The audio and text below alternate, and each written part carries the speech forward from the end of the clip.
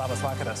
Po 17 metų pertraukos Vilniaus Rytas padarė tai, ko beveik netikėjo niekas. Ir dabar sostinės klubas gali drąsiai sakyti, atėjo laikas būti pirmiems. FIBA čempionų lygos finale vilniečiai tikrai absurdiškų būdų palaužė Atėnų AEK klubą ir iškovojo čempionų titulą. Žaidėjai kone iš karto puolė į ašaras, dainavo pergalės dainas, o aukštaūgis Gytis Masiulis atkartojo ir legendinę tėčio, Žalgirio stratego Tomo Masiulio nuotrauką. Akimirka, kurios Rytas vaikėsi visą šį sezoną. Kai kurie žaidėjai apie tai svajojo visą karjerą, o patys sostinės ekipos sirgaliai laukė net 17 metų.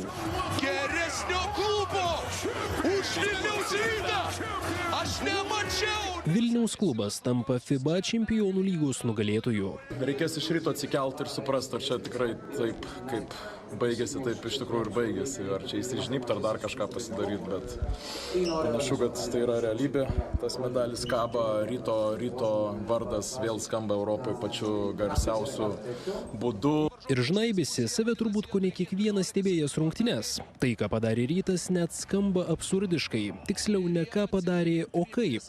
Trečiame kėlinyje atsilikė net 20 taškų, o ir prasidėjus ketvirtam kėliniui 17 deficitą turėję vilniečiai sugeba išplėšti pratęsimą. Čia ir Ryto komandos herojus, šaltakraujiškų veidų rezultatą išlyginęs Simonas Lukošius. Super jaučiuosi, sunku apibūdinti, bet jo, ypatingas jausmas, labai džiaugiuosi, labai didžiuojuosi komanda.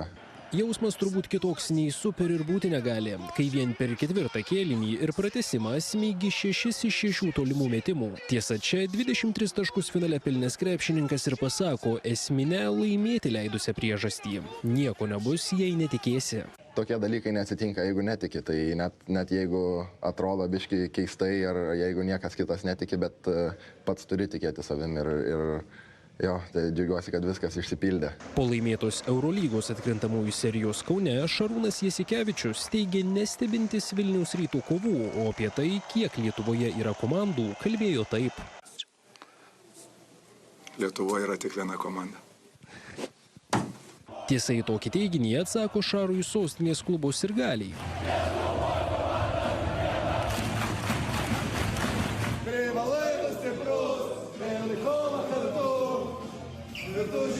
Kepuriukai ant galvų, medaliai padabinti ant kaklo, dainos čempioniškos, o kam atėjo laikas būti pirmiems, atsakymą vilniečiai turi.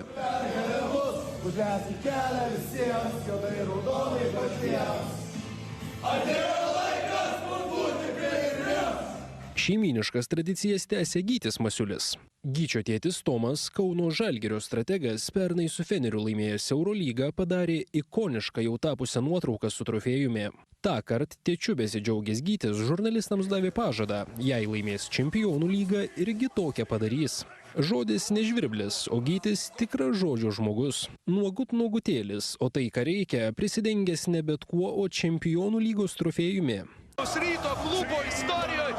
Už triumfą čempionų lygoje Rytas sulauks ir įspūdingos piniginės premijos. Ekipa jau buvo užsitikrinusi 90 000 eurų premiją, o triumfavus finale kišenės papildys dar 600 000. Tai reiškia, kad iš šio turnyro šiemet Rytas iš viso užsidirbs 690 000 eurų.